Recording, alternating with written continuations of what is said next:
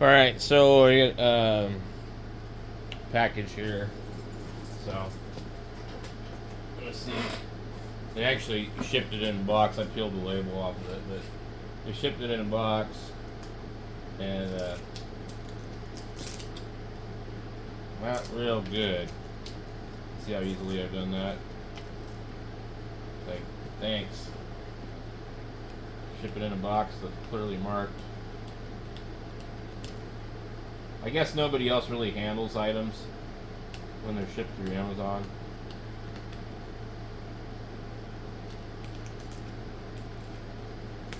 I always just like the box unmarked, you know. Like,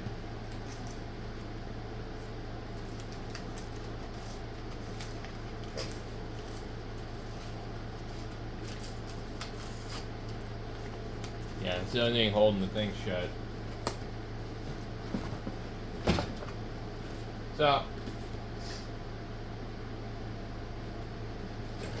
looks like they actually gave themselves a box that had enough room in it. I hate these pedals. I don't know how many of them I have now. It's ridiculous. Well, they give you 2 clip cords. That's pretty cool. Gloves.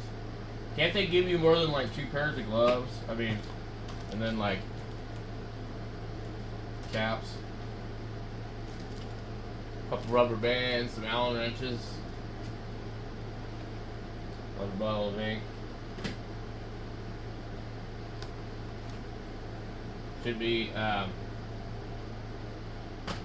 tips. Oh, good. They didn't give me the plastic ones. These ones actually have a little bit of weight to them. They're different than the normal ones. So that's cool. Some more inks.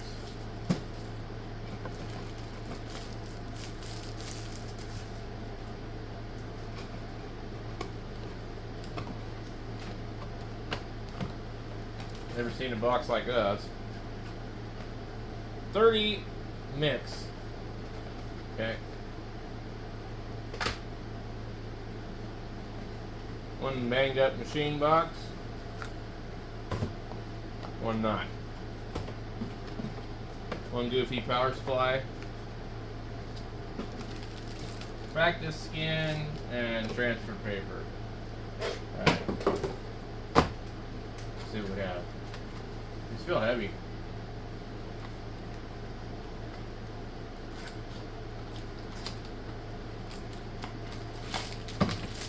This thing's heavy.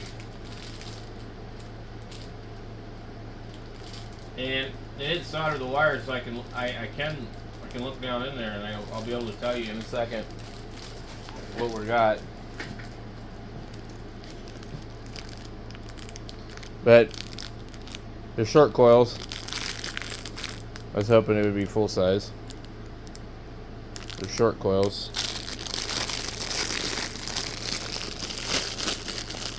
If it works, it works. Some funny marking right here.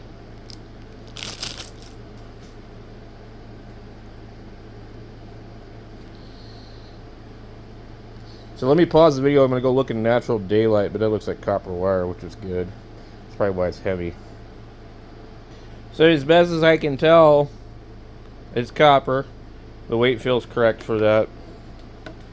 So we'll see what the next one is. But it's kind of like this one, but this one's got a smoother finish. And this one here, I put copper coils in it. Here you can see the deck height, so this is a short machine. It kind of looks like it's not a short machine, but it is. In a one-piece spring, like a brass nut here, brass contact, brass all the way there, no plastic on the end of it. Looks good. So let's see what this other one is.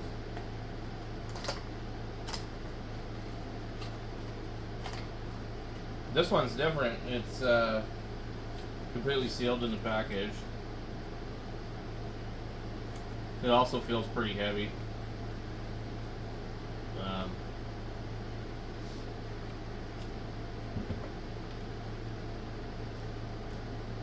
These are both short machines. This one looks similar to some other stuff I have. This one's also quite heavy. I think that one might be a little heavier.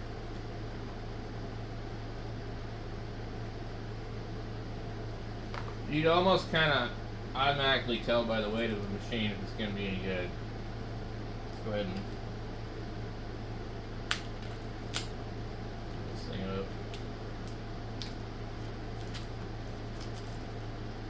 Get a little skull guy on the end of there. Now, when I say like cheap, like this is cheap, it's got plastic on the end. It just looks like a regular steel screw. Whereas these look like they're brass or something, and there's no plastic on them. I prefer this. This is okay, but I prefer like the brass look. I don't know if it's just coated or what it is, but it probably can vary quite a bit. It's an interesting looking machine. It's a little bit light for its size. What I've noticed is these came in a Wormhole kit. They're also short. They're shorter than short. They're really short. And there's another one on the wall over there. And these are excellent. I mean, excellent. So,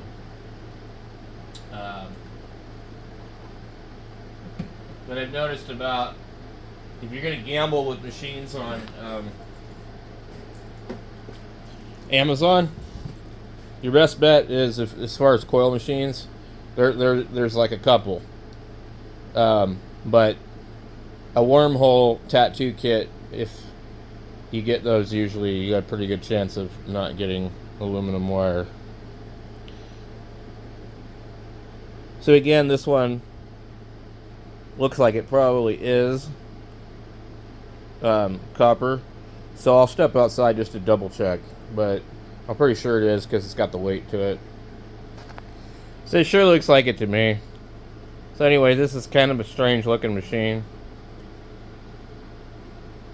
I prefer when they shrink stuff over the coils. I got some machines the other day and I handled them too many times, and my fingers started to rub off the decorative coating on the paper wraps. So actually this might be a larger frame. There's no drop to it. And then to get the yoke. So between the yoke and the deal, so this might have a little bit better of a throw. Let's see if the other one has. No, the other one doesn't have a drop either. So basically, these are probably pretty close to like a 32mm frame, but since they're requiring a yoke, you have to use short coils.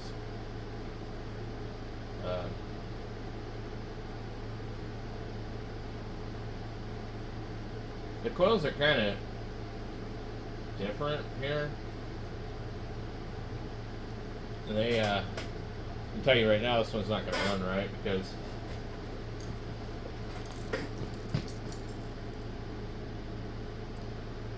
it's big. There's no gap on the back. Let's see if they got this one correct.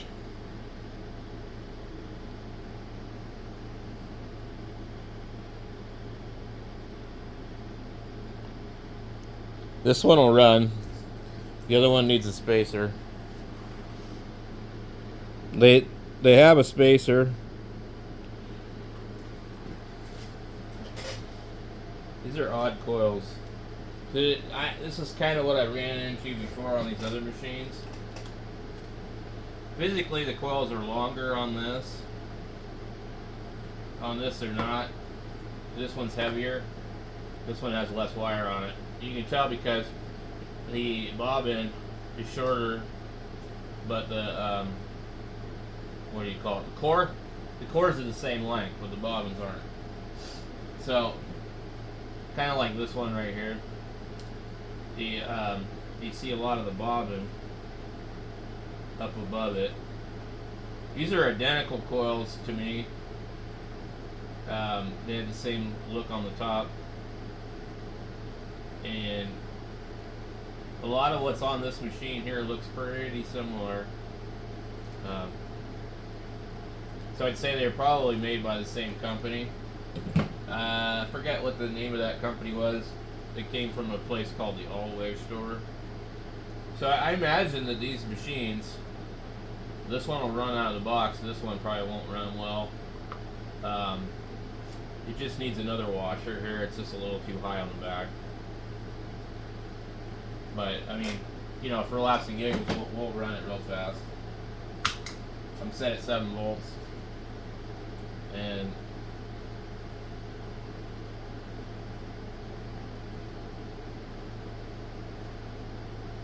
yeah, quite a large gap here. It should probably barely run with that much of a gap. Feels like there's a lot of tension on the spring. So yeah, like I said, too large of a gap.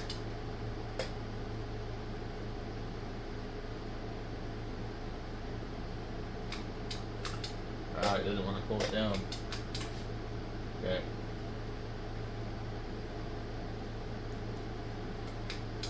Spring tension on this one's really bad. I've noticed too with some of these, they have so much assembly oil on them, they just don't run right. Ooh, that hits hard. It's not fast enough. It is really interesting.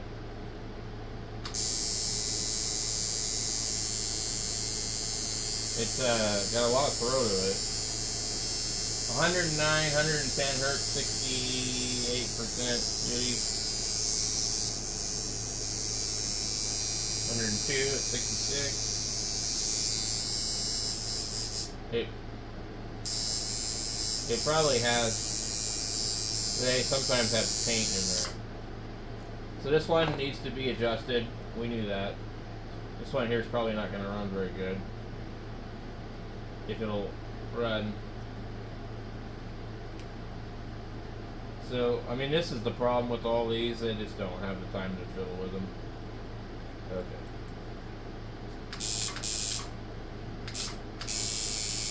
This one's definitely set up as a shader.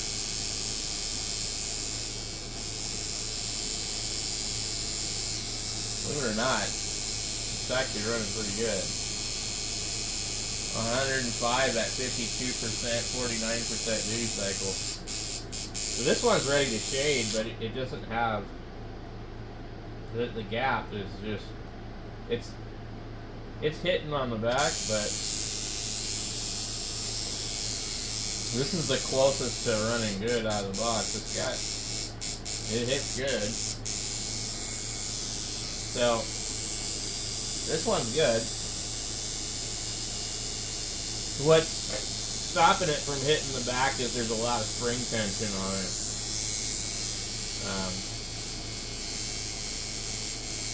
So yeah, that one's good for shading for sure.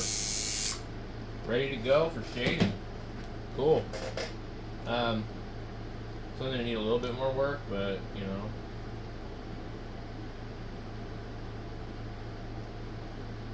These clip cords always sit a certain way like this. So there's always, like, on certain machines, a good or bad way to put it in there. But one thing you want to make sure, take your clip cord and go like this. Kind of just dig out that thing. Because if it's clip cord's going through here, and it's not making good contact with the spring, or the hole isn't underneath the spring, and there's paint in here, it'll run erratically. So I noticed that about a few of these. See, like right now, it doesn't want to start. And 7 volts is plenty to start a machine like this.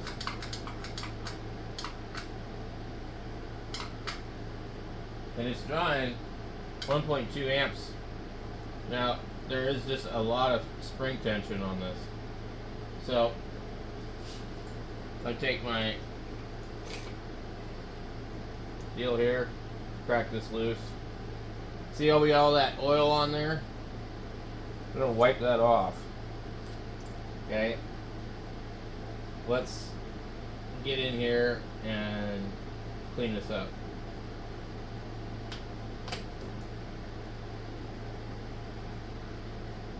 They got oil all over this damn thing. So, and that's okay, but it can act as an insulator. So, now, when you see here, our piece isn't going all the way through because this one here is pretty thick. But on some machines, this will sit all the way through and rest on the back of the spring, which is great because your electricity is going through the spring. Alright? So, in this case, we have to conduct through this little small part of the frame into the back of the spring to the contact point. If there's too much oil in here, or this isn't making good contact with this oiled up screw, there's going to be some resistance there. And the machine's not going to run right. So, let me just clean this off a little bit. No need to go too crazy here. I mean, if you really are having problems, you can scrape the paint around this thing to help. I think they used to sell machines that were that way. So before I start screwing around with the spring tension, I'm just going to clean it, put it back together, see how it does.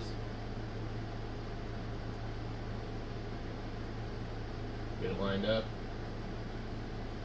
Just get it a little snug for now.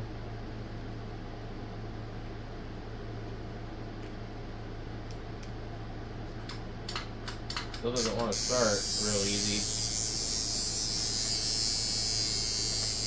But it's hitting hard, so that tells me, you know, it's just a little dirty somewhere. And it can be in here too, because they like to put this oil all over everything.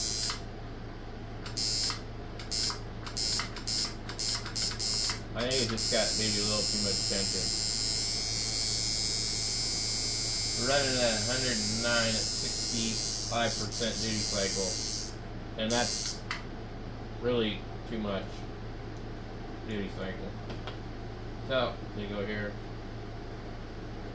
we can remove some of that tension.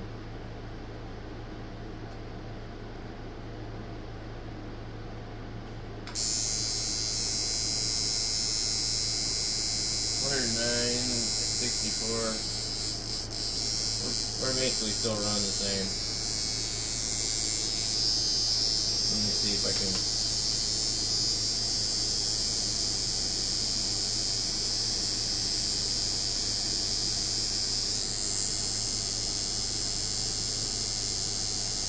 It doesn't like that. It's at 98 and 82%, but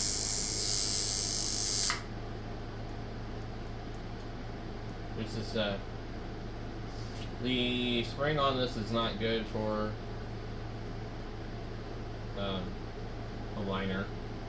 It's really too far forward. That's just what they use on them though. It's the same thing on everything. So for this to be a liner, really you need a cutback spring.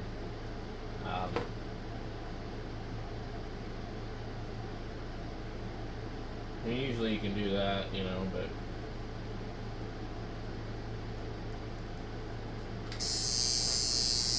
now we're at 120. 100.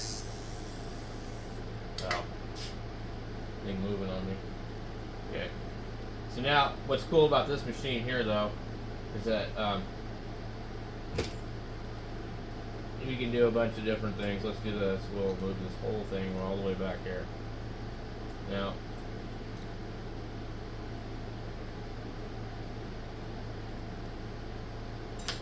We just moved it back like that. And see here.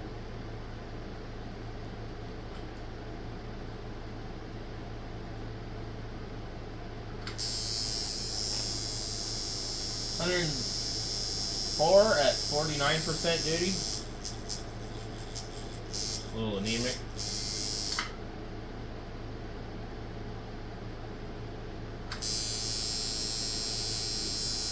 $110 at 57. It's pretty hard. But we just want to get it somewhere where it's going to run good for a liner. This has got a lot of stroke to it.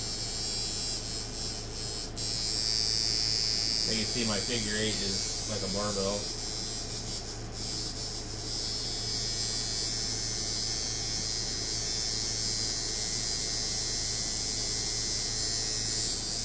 That's closer to what I want, but the duty is really weird. It's at 70%. So,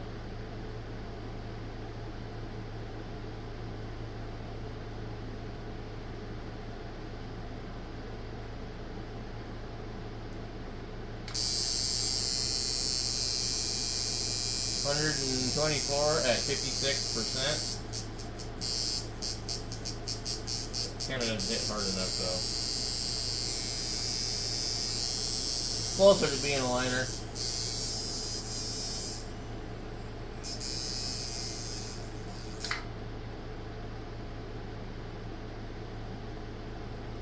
Put it right here like this.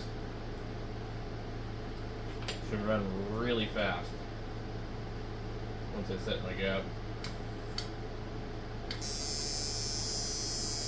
Oh yeah, 145.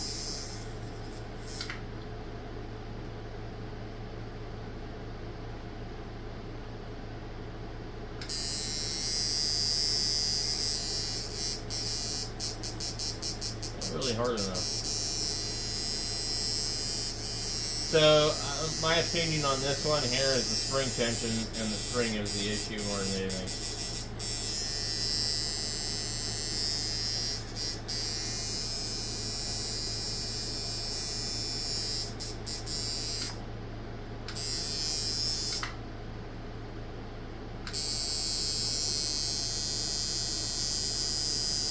$147 at 53% duty cycle.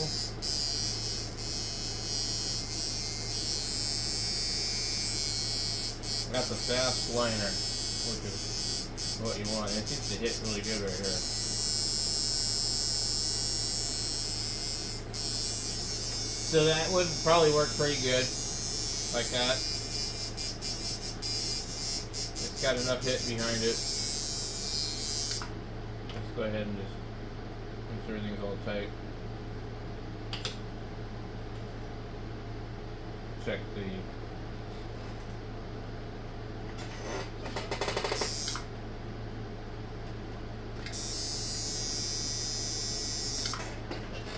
we really need like a,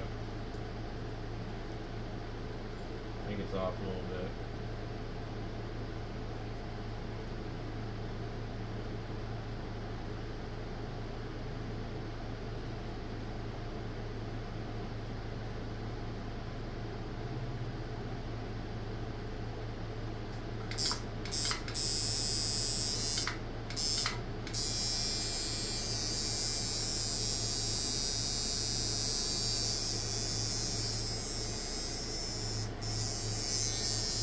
We have the duty at 52%, and the speed is 138, 139, somewhere around there. Doesn't seem to hit as hard, but I don't think we had enough stroke before. So this one here, I need to run it a little higher, 7.5. You just turn it up a little bit. It hits harder. 7.5 volt. So, I really recommend finding one of these power supplies if you're going to use coil machines.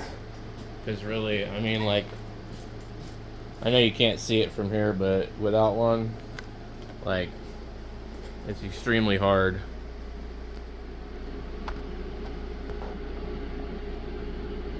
Because it gives you the speed in hertz, and then the duty, and then also the amperage. But it's just a good tool to have. So anyway, I think this kit was $25 on Amazon with a coupon, and I think I must have paid about 18 or maybe 22 or something like that. So a couple of good machines, I think, for the money, and you're gonna have everything you need, and you're not worrying about aluminum wire. So definitely recommend this one. Thanks for watching.